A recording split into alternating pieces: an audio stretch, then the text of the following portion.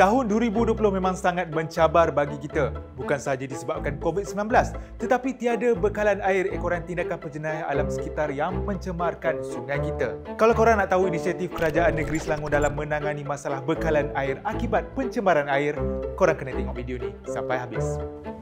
Inilah dia inisiatif Kerajaan Selangor, Skim Jaminan Air Mentah atau SJAM. Pelaksanaan SJAM untuk memastikan operasi sistem bekalan air negeri berterusan demi rakyat bukan sahaja di negeri Selangor tetapi juga di Kuala Lumpur. 4 strategi telah diluluskan untuk dilaksanakan pada tahun 2021 bagi mengatasi masalah pencemaran sungai dengan kos hampir 200 juta ringgit Malaysia. Kerajaan Negeri Selangor menyediakan beberapa strategi bagi mengatasi masalah pencemaran sungai. Strategi yang pertama, rawatan biologi di kolam-kolam berkenaan di hulu Sungai Selangor.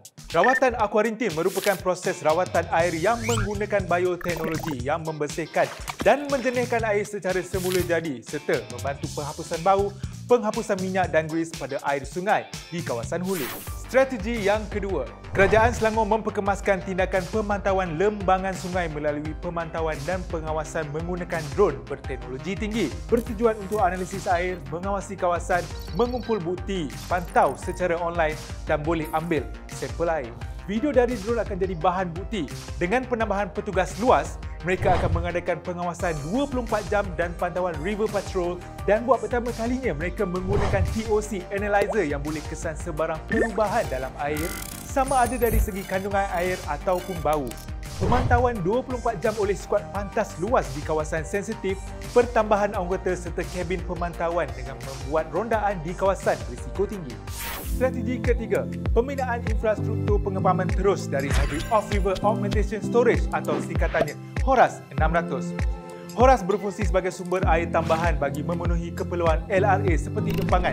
Konsep HORAS telah terbukti berjaya membantu menyelesaikan gangguan bekalan air dan telah mula beroperasi sejak Oktober 2019. HORAS juga berperanan besar dalam mengurangkan kebergantungan kepada satu sumber air mentah sekaligus memberi jaminan bekalan air berterusan kepada pengguna air di Selangor, Kuala Lumpur dan Putrajaya.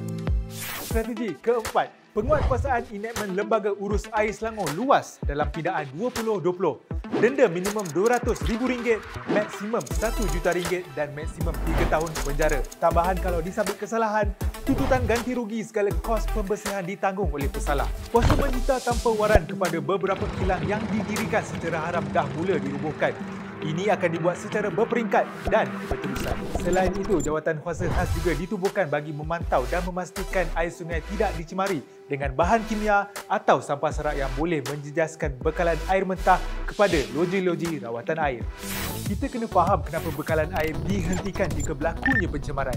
Air Selangor bertanggungjawab memastikan bekalan air bersih dan selamat disalurkan kepada orang ramai memenuhi piawaian standard air minum kebangsaan dan dipantau ketat oleh Kementerian Kesihatan Malaysia.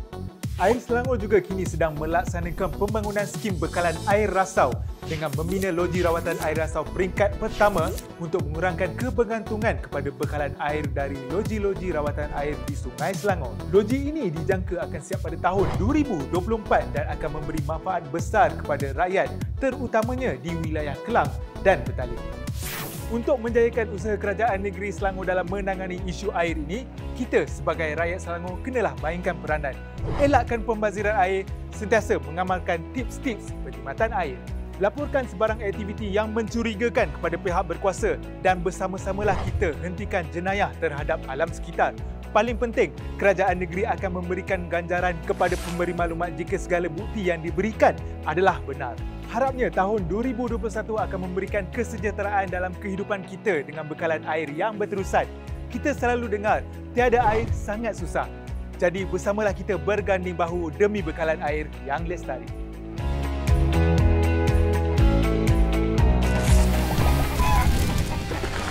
Tuan suruh saya action, tuan tak suruh saya cakap.